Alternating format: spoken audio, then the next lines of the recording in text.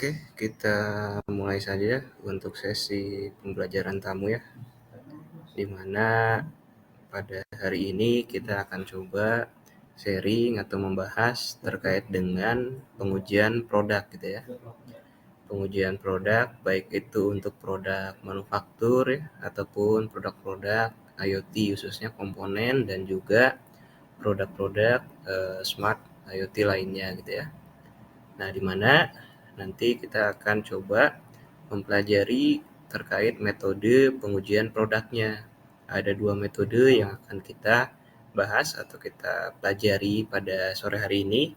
Yang pertama adalah metode destructive test dan yang kedua adalah metode non-destructive test gitu ya.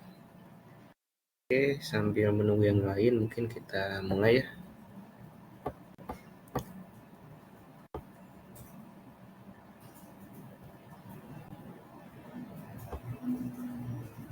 Oke, sudah terlihat ya slide-nya?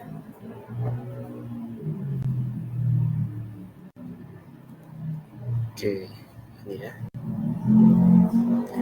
Pengujian produk dan IoT dengan metode destructive test dan non-destructive test.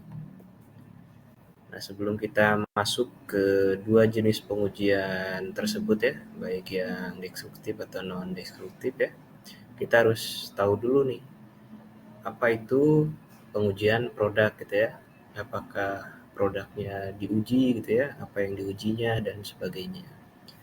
Nah, di sini sudah nampak ya, bahwa pengujian produk ini merupakan proses evaluasi dan penilaian terhadap karakteristik teknis suatu produk untuk memastikan bahwa produk yang dibuat gitu ya, yang telah jadi dan akan dipasarkan telah memenuhi spesifikasi yang telah diinginkan gitu ya, dan berfungsi sesuai dengan dari produk tersebut gitu ya. Nah, pengujian ini dapat mencangkup berbagai parameter gitu ya. Contohnya pengujian terhadap kekuatan produknya, pengujian terhadap ketahanan produknya, dia mampu bertahan berapa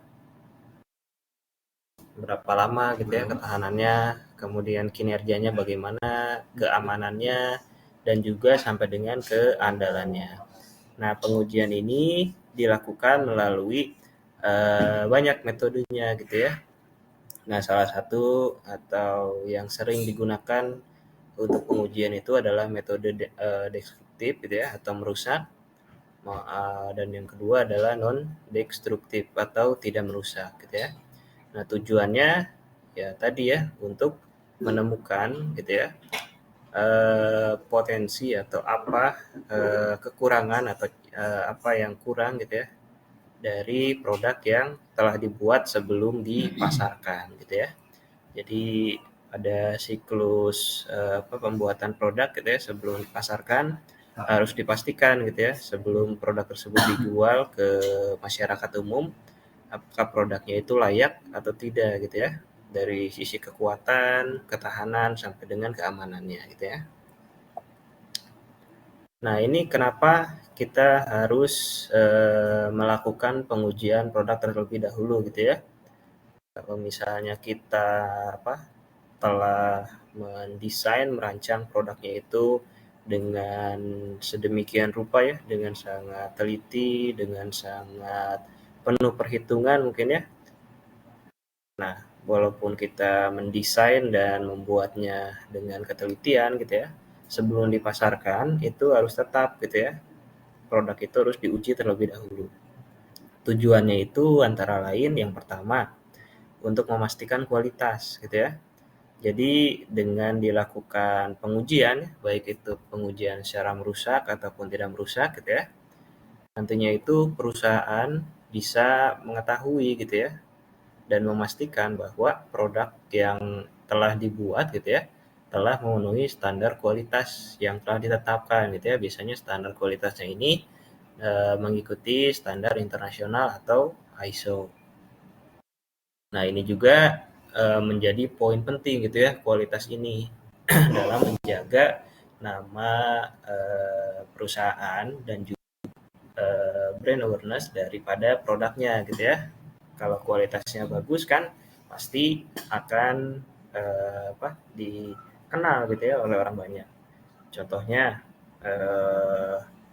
tahu mesin ini ya, mesin air, pompa air. Nah, salah satu mesin pompa air yang sudah ada dari zaman dulu adalah Sanyo gitu ya. Nah, karena Sanyo itu telah menguji gitu ya produknya sebelum dipasarkan gitu ya, dan terbukti gitu ya bagus kualitasnya, maka orang-orang sampai sekarang itu walaupun banyak merek pompa air lainnya kayak Shimizu dan lain-lain ya, dia tetap gitu ya menyebut bahwa pompa air itu adalah Sanyo gitu ya. Ketika membeli pompa air dia belinya menyebutnya Sanyo gitu ya, padahal yang mau dibeli adalah merek lain gitu ya. Nah, yang kedua untuk memastikan keandalan produk.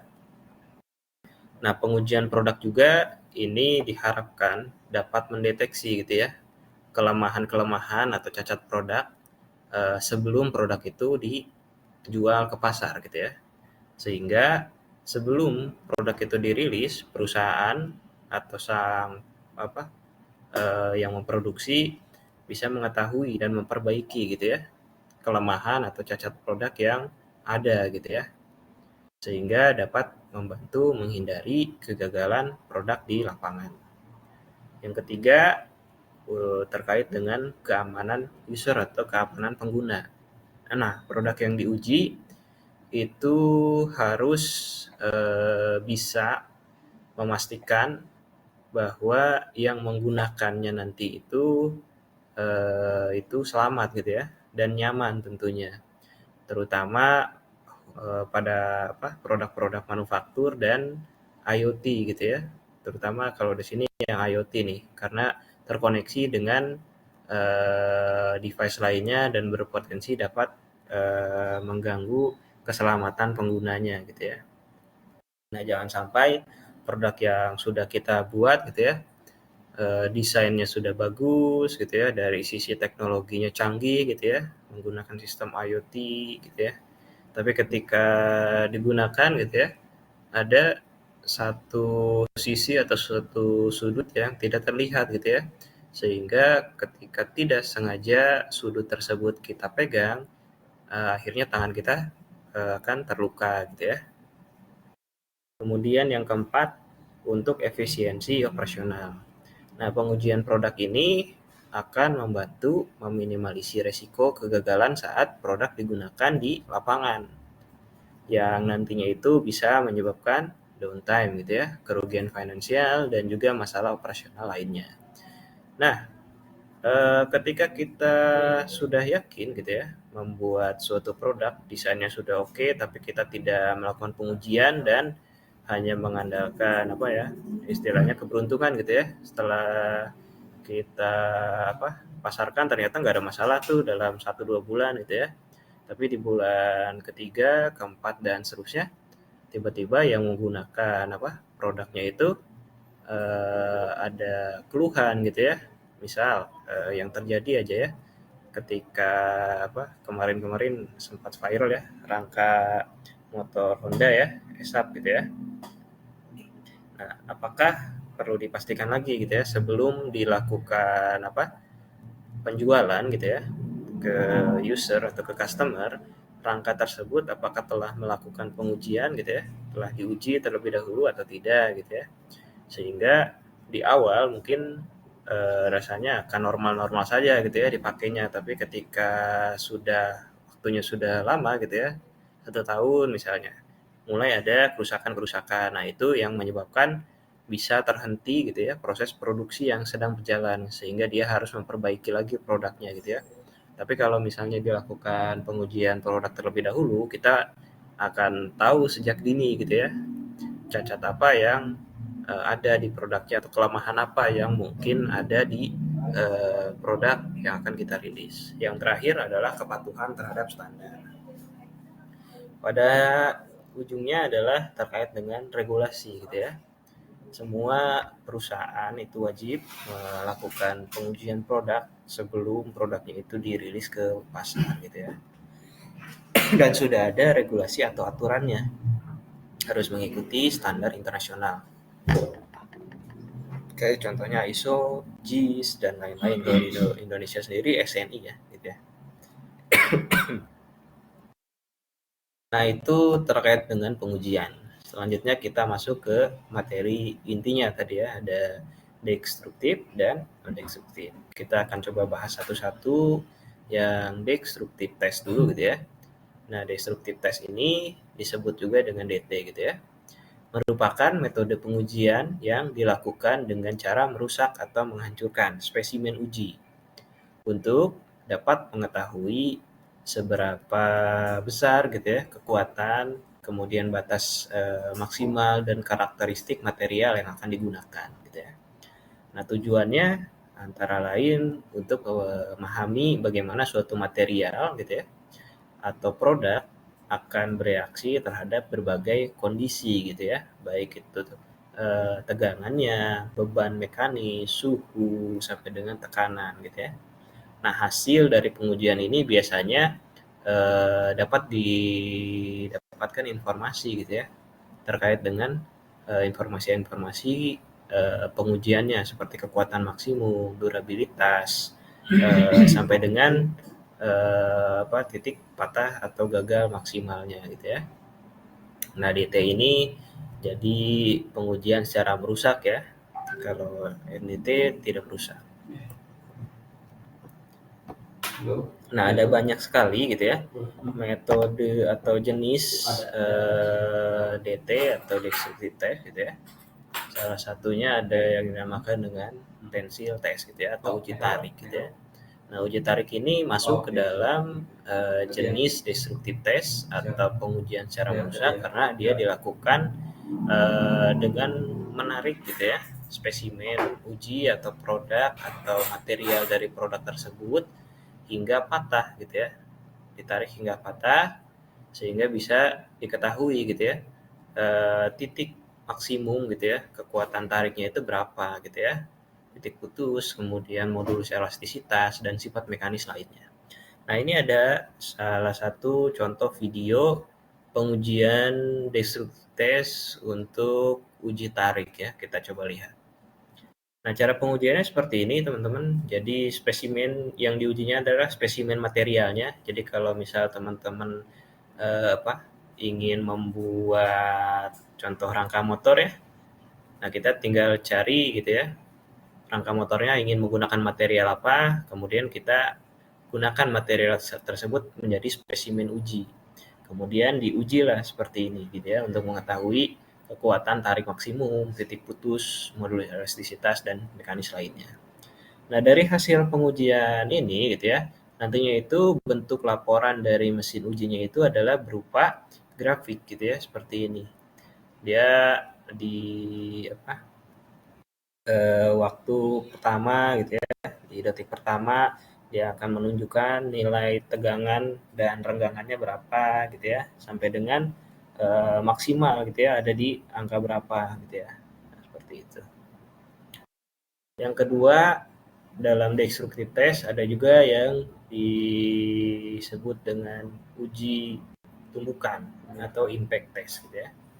Nah, tujuannya ini untuk menambah kemampuan material untuk menyerap energi saat terkena benturan mendadak. Kalau tadi tensil itu untuk uji tarik ya. Kalau tumbukan ini untuk mengetahui seberapa kuat material bisa menyerap energi gitu ya ketika terjadi benturan mendadak. Kayak contohnya impact test ini, pengujian ini ya, mobil gitu ya. Mobil sebelum dipasarkan dia pasti akan dilakukan uji tabrak gitu ya. Contoh simpelnya seperti itu. Nah, dalam uji impact sendiri ini ada dua jenis, ada Crappy test gitu ya, dan juga Izod test gitu ya. Nah, untuk Crappy sendiri dia fokusnya itu mengukur energi yang dibutuhkan untuk mematahkan spesimen gitu ya. Kalau Izod dia sama seperti Crappy, tapi spesimennya ini diletakkan secara vertikal. Kalau Crepy secara horizontal, Izot secara vertikal. Ini ada contoh videonya gitu ya. Nah, kita lihat ya. Nah, ini material uji ya. Nah, ini material ujinya, ini dicekam gitu ya, menggunakan klem pencekam pada mesin ujinya gitu ya. Nah, setelah itu, setelah dikuat gitu ya, dikunci, dilakukanlah uji impact gitu ya. Nah, seperti ini ya. Kita lihat di sini ya, terlihat kursornya. Nah, ini ada semacam bandul ya.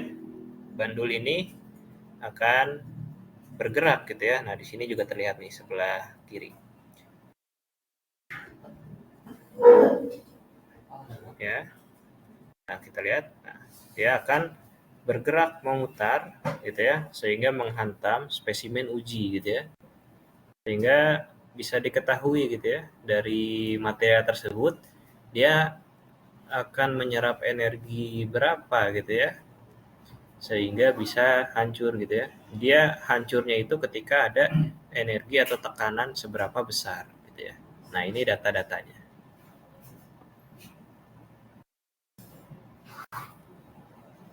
Nah, itu ya untuk impact. Ada juga dalam destructive test itu pengujian kekerasan atau hardening test gitu ya. Hardening test ini ada banyak ya, ada Rockwell, ada Vickers, ada Brinell dan lain-lain ya. Itu yang membedakan adalah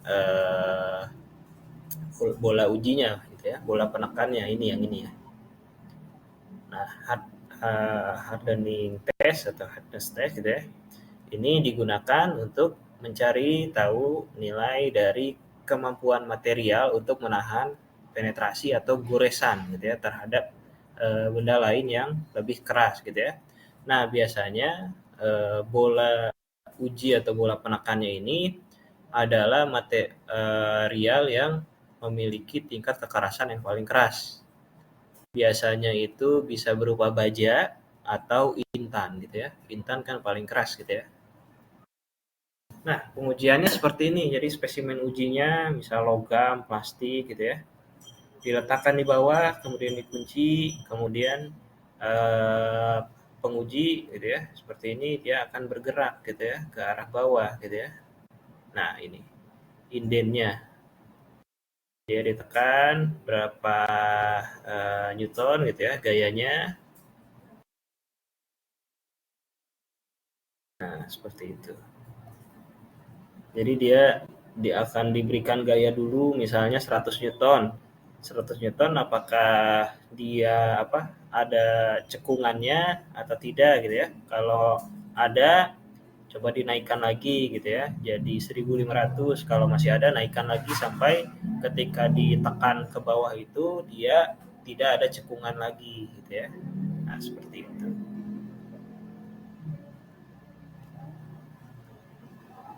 Nah, itu ya. Lanjut, ada selanjutnya adalah fatigue test atau pengujian kelelahan gitu ya. Pengujian lelah ini dilakukan gitu ya untuk mengetahui daya tahan produk atau material terhadap penggunaan berulang. Contohnya dapat dilihat pada video ini ya. Tahu kan ini ya semacam pengikat gitu ya. Pengikat biasanya dipakai di gunung ya, ketika naik gunung atau naik tuh yang turun ya dari atas ke bawah. Itu kemudian pada saat terjun payung, kemudian pada saat untuk mengikat di truk bahkan ya gitu. Nah, pasti ketika digunakan gitu ya, kan ini sebagai pengunci dan pengencang juga. Case tadi saja ya, digunakan pada truk gitu ya untuk mengunci. Pasti ketika perjalanan gitu ya, truk itu kan akan melewati jalan yang mulus dan jalan yang tidak rata gitu ya. Ketika berada di jalanan tidak rata gitu ya, maka otomatis talinya dari pengunci itu akan bergerak juga gitu ya. Bergerak tidak beraturan sehingga si pengunci tengahnya ini juga akan bekerja secara terus-menerus gitu ya. Nah, pengujian fatigue atau kelelahan ini dilakukan untuk mencari tahu gitu ya, seberapa lama gitu ya produk tersebut jika digunakan secara terus-menerus akan patah gitu ya. Contohnya ini pengujian di sini.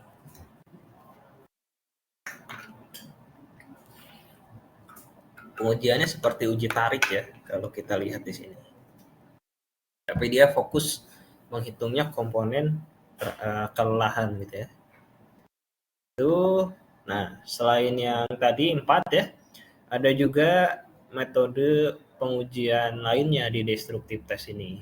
Kayak contohnya uji tekuk atau bending test ya, seperti ini. Jadi untuk mengetahui satu produk ketika diberikan gaya berapa gitu ya, dia akan bengkok gitu ya. Kayak contohnya pengujian smartphone ya, HP gitu ya. Gitu. Nah, HP itu sebelum dipasarkan pasti akan dilakukan uji bending gitu ya. Karena kan karakteristik dari orang gitu ya, manusia pasti ketika keluar rumah biasanya menyimpan handphone itu di saku celana atau di tas gitu ya. Dia mungkin akan tidak sadar gitu ya, mungkin ketika jongkok gitu ya, HP-nya itu akan tertekuk gitu ya. Nah, pengujian bending ini harus dilakukan pada handphone gitu ya, untuk memastikan bahwa ketika orang pemilik smartphone itu jongkok misalnya ya, atau tidak sengaja handphonenya itu terduduki gitu ya, tidak langsung bengkok gitu ya frame-nya. Ada juga pengujian tekan gitu ya, seperti ini pengujian tekan mungkin sering kita jumpai ya di FYP dari TikTok, Instagram gitu ya, video-video satisfying ya gitu ya. Ada yang iseng tuh menguji permen gitu ya, ditekan, kemudian ada yang iseng menguji botol minum, kaleng air minum gitu ya, sampai dengan pecah gitu ya. Nah, itu untuk pengujian tekan. Ada juga pengujian rayapan, pengujian ketangguhan, dan pengujian geser kayak gini ya, untuk mengetahui tegangan geser maksimal yang ada pada produk. Itu untuk destructive test gitu ya, atau secara merusak. Jadi spesimen atau produknya itu harus rusak gitu ya ketika pengujian itu dan tidak bisa digunakan kembali. Nah, yang kedua metodenya adalah non-destructive test atau disebut juga dengan NDT. Nah, metode pengujian ini merupakan metode pengujian tidak merusak terhadap produk atau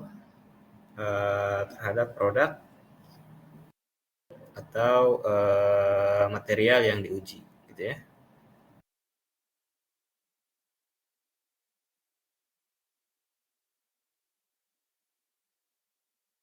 Bentar.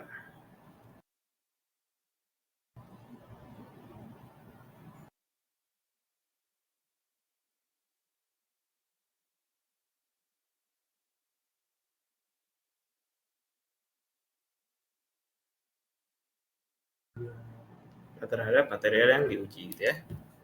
Nah, NDT di sini digunakan itu untuk biasanya mendeteksi kecacatan atau kelemahan yang ada pada produk gitu ya, tanpa harus menghancurkan produk tersebut gitu ya.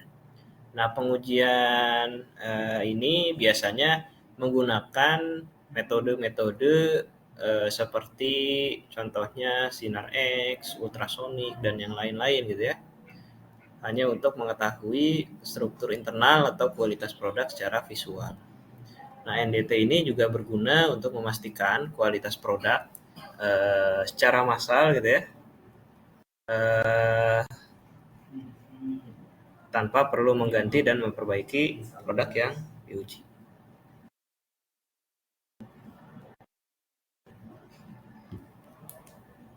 Oke, lanjut ya. Nah, kita masuk ke jenis-jenis pengujian produk non-destruktif gitu ya. Yang pertama ada ultrasonic testing gitu ya. Ultrasonic testing sesuai dengan namanya, dia menguji material gitu ya, atau menguji produk menggunakan sinar ultrasonik. Ya. Nah, pengimplementasiannya biasanya dilakukan untuk mendeteksi cacat internal seperti retakan, void, atau delaminasi pada suatu produk atau material. Simpelnya yang sering kita jumpai ya di sini gitu ya adalah pengujian pengujian pada pipa, sambungan pipa atau rangka gitu ya, untuk mendeteksi adanya retakan atau tidak gitu ya. Pengujiannya menggunakan sinar ultrasonik. Nah, seperti ini. Jadi dia biasanya dikasih cairan dulu seperti cairan oli gitu ya. Kemudian dia lakukan pengujian seperti ini gitu ya. Gelombang ultrasonik akan dialirkan gitu ya ke permukaan-permukaannya untuk mengetahui apakah ada crack atau tidak gitu ya. Nah, seperti itu.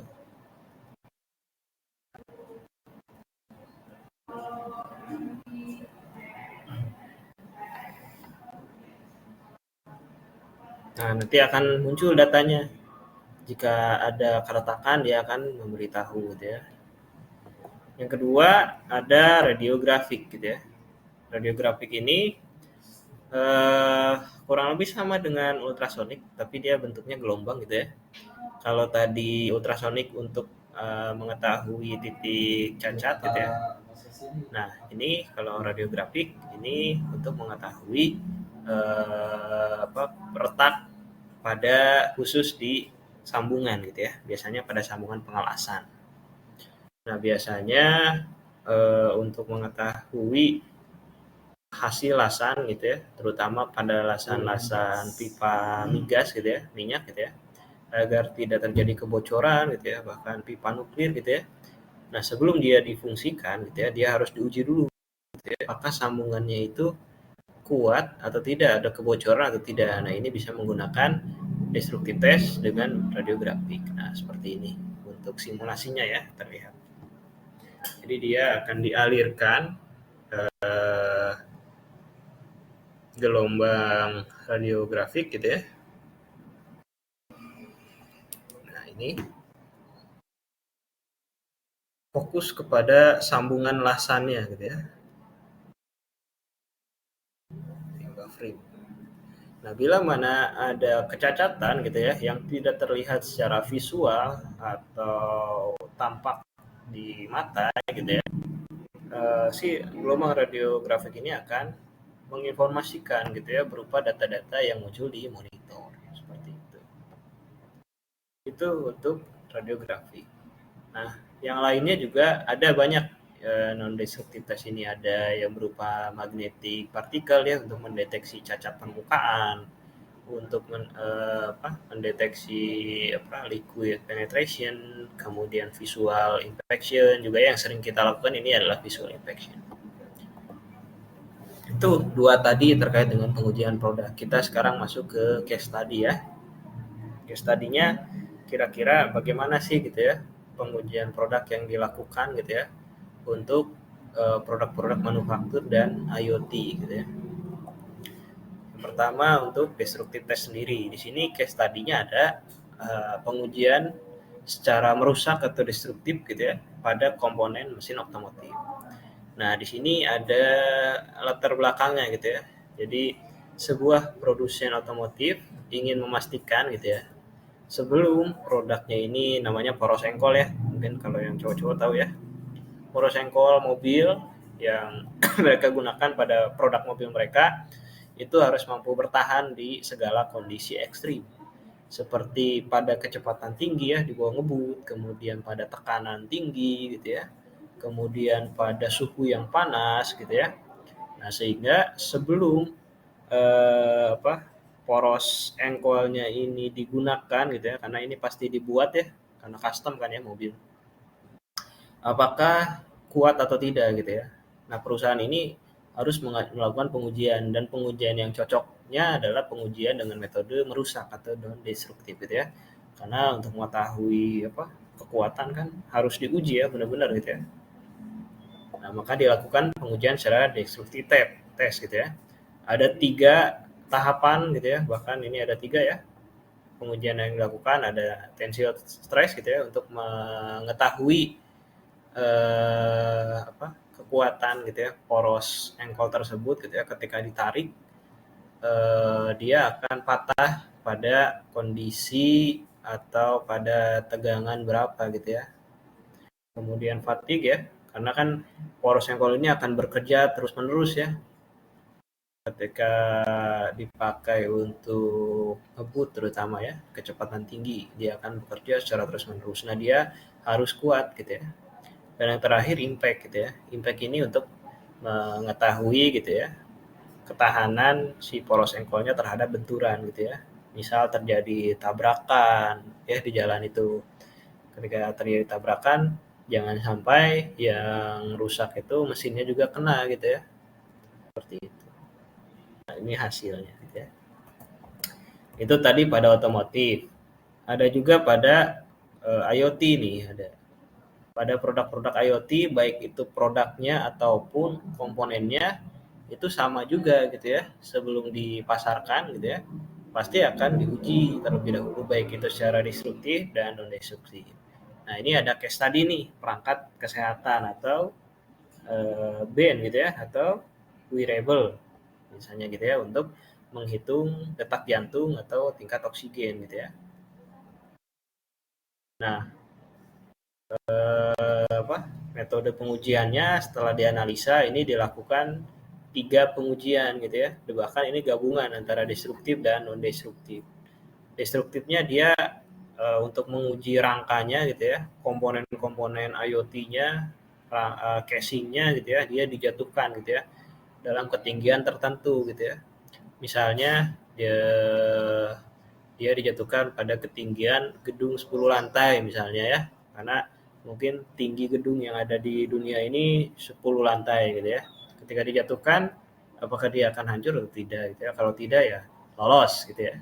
Kemudian dari sisi non destruktif dia diuji juga gitu ya. Yang diujinya adalah ketahanan dari perangkatnya gitu ya. Ini water resistant test gitu ya. Dalam kedalaman berapa gitu ya, di air perangkat tersebut bisa tahan terhadap air gitu ya. Nah, ini diuji menggunakan non destructive test. Kemudian pengujian baterainya juga di sini diuji gitu ya. Juga ada case study lain, ini sering kita temui ya. Ini kalau ini NDT, non destruktif. Ini pada migas gitu ya. Dia ingin memastikan bahwa pipa-pipa yang telah dipasang gitu ya, tidak ada keretakan, tidak ada kebocoran, tidak ada kegagalan sistem, makanya dia setelah melakukan instalasi dia uji itu. Menggunakan tadi ya yang cocoknya ultrasonik, radiografik dan magnetik. Nah, ini juga satu lagi nih IoT juga nih. Pada perangkat pintar di pertanian atau smart farm gitu ya. Nah, pada smart farm ini kan gitu ya, komponen-komponen pertanian pintar. Kayak contohnya untuk mendeteksi suhu misalnya tuh, mendeteksi kelembaban, kemudian sensor mekanik untuk penyiraman otomatis. Nah, ini bisa dilakukan nih sebelum dipasarkan, dilakukan dulu pengujian produk menggunakan metode non destruktif. Bisa itu menggunakan thermal gitu ya, visual inspection dan elektrik. Ya. Nah, kesimpulannya atau pada akhirnya ini pengujian produk ini sangat penting gitu ya, dapat menjamin kualitas dan keandalan produk, terutama pada sektor manufaktur dan IoT. Nah, metode destruktif dan non destruktif ini memiliki peran krusial gitu ya dalam evaluasi material dan produk gitu ya. Nah, ada 2 jadi ya tadi yang biasa digunakan, ada destruktif dan non destruktif. Destruktif ini adalah secara merusaknya ya untuk mendapatkan data mengenai batas kekuatan material ya. Kalau non destruktif itu pengujian secara tidak merusak, simpelnya seperti itu ya. Nah, pilihan metode untuk pengujian itu disesuaikan lagi gitu ya dengan kebutuhan yang diperlukan di produknya gitu ya. Jadi kita harus bisa menganalisis gitu ya, baik itu untuk produk manufaktur atau IoT, pengujian mana yang cocok gitu ya dilakukan sebelum dipasarkan gitu ya. Nah, seperti itu. Oke, habis. Sampai di sini silakan. Ada yang mau ditanyakan atau ada yang ini masih penasaran terhadap pengujian? Boleh silakan.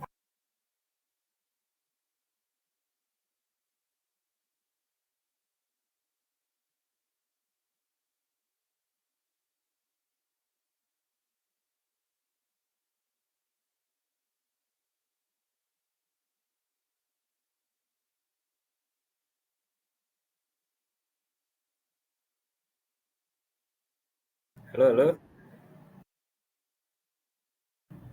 Gimana setelah tadi kita melihat gitu ya terkait dengan pengujian produk baik itu secara merusak, destruktif atau non destruktif, apa mungkin dari teman-teman ada yang tertarik nih nanti ketika sudah lulus selesai kuliah ingin berfokus gitu ya bekerjanya itu pada sektor pengujian, mungkin ada yang seperti itu?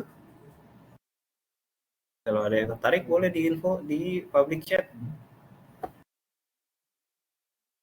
atau bahkan mungkin memang sudah mengambil jurusannya sejak kuliah ini terkait dengan pengujian, biasanya metalurgi ya, teknik metalurgi itu.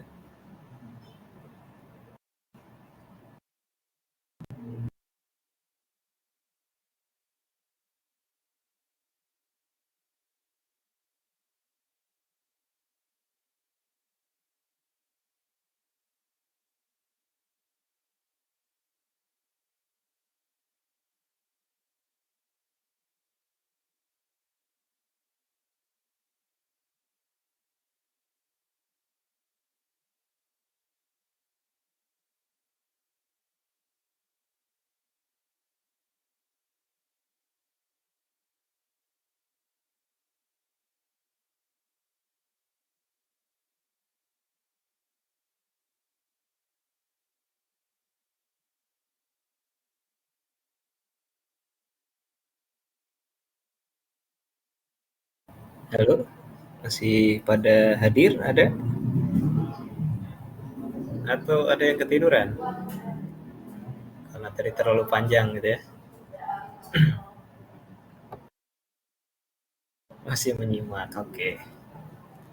Oke, gimana, aman berarti terkait ini? Aman ya, aman-aman saja. Ada yang tertarik dengan bidang ini? Kalau ada yang tertarik, biasanya ini sering ada permintaan nih di dokter mekanik ini terkait dengan seorang apa ya penguji gitu ya, penguji produk tuh QC, QA gitu ya dari perusahaan-perusahaan besar di Jababeka gitu ya. Karena kita ada kerjasama dengan Jababeka Group gitu ya. Di sana ada 2000 tenan sehingga biasanya ada permintaan tuh ke kita gitu ya terkait dengan ahli dalam QC QA gitu ya. Nah, dari ini kan tadi telah dijelaskan gitu ya metodenya gitu ya dan juga jenisnya gitu ya terkait dengan pengujian produk. Nah, nanti kalau misal teman-teman ada yang tertarik gitu ya di bidang ini, teman-teman juga harus bukan hanya apa ya bisa menguasai terkait dengan bagaimana cara mengujinya, tapi juga bagaimana cara mengolah data ujinya gitu ya.